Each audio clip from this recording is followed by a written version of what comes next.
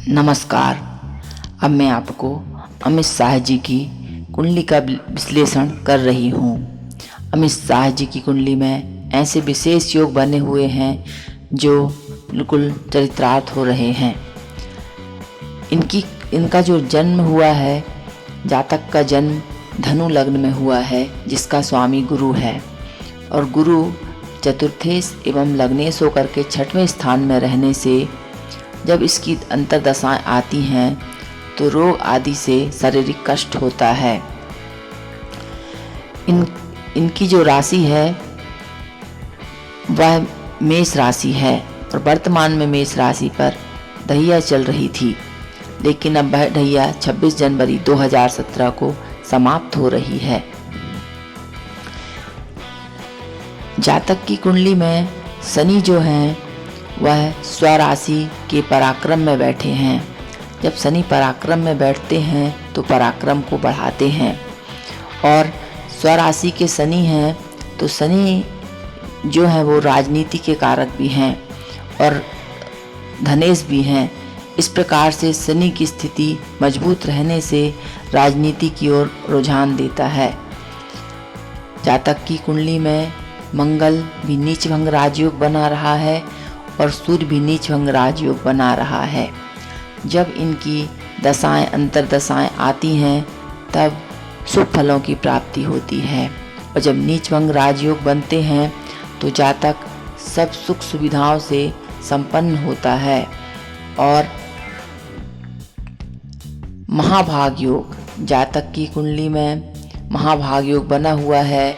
ऐसा जातक सुखों के स्रोत से युक्त, उदार, प्रसिद्ध, शासक के समकक्ष, दीर्घायु, जो व्यक्ति महाभाग योग में उत्पन्न होता है वह सबको आनंद देने वाला हो जाता है, उदार, विख्यात और निर्मल चरित्र का होता है और भूस्वामी का मालिक होता है। इस प्रकार नीच भंग राजयोग भी उच्च पद पर ले जाने में सफलता प्रदान करते हैं। इनको राजयोग बना है। सप्तमेश तथा नवेश में परस्पर संबंध है। इसके कारण सप्तमेश इनका जो है वह बुध है और नवेश इनका सूर्य है। तो सूर्य बुध जो लाभ में बैठे हुए हैं, ऐसे में यह सफलता, सम्मान और प्रतिष्ठा में वृद्धि करते हैं। इस प्रकार यह राजयोग भी पूर्ण होता है। विमल योग, इनकी कुंडली में विमल योग बना हुआ है। यदि 12वें घर का स्वामी मंगल अपनी दुख स्थान 6, 8, 12 में बैठ जाता है तो ऐसे जातक के पास व्यय थोड़ा करना पड़ता है, लेकिन धन की वृद्धि होती है और सद्गुणों से संपन्न रहता है, स्वतंत्र कार्य करता है और अच्छे व्यक्तियों का अनुकरण करने वाला होता है। इस प्रकार इनकी कुंडली में अनेक राजयोग भी बने हुए हैं। और इनकी जो कुंडली है उसमें लाभ में सूर्य बुध का योग बना हुआ है और सूर्य पिता का कारक होता है, अतः यह अपने पैतृक कार्यों से भी लाभ प्राप्त कर सकते हैं। लेकिन जातक की कुंडली में धनु लग्न में यदि केतु बैठ जाता है तो सिर के बाल उड़ा देता है। ऐसा भी योग ज्योतिष शास्त्र में बनता है, वह भी पूर्ण सत्य होता है। शनि भी राजयोग प्रदान कर रहे हैं। वर्तमान में इनको गुरु की महादशा चल रही है और गुरु की महादशा चलने से जातक को यह महादशा 2015 से लेकर के 2031 तक चलेगी।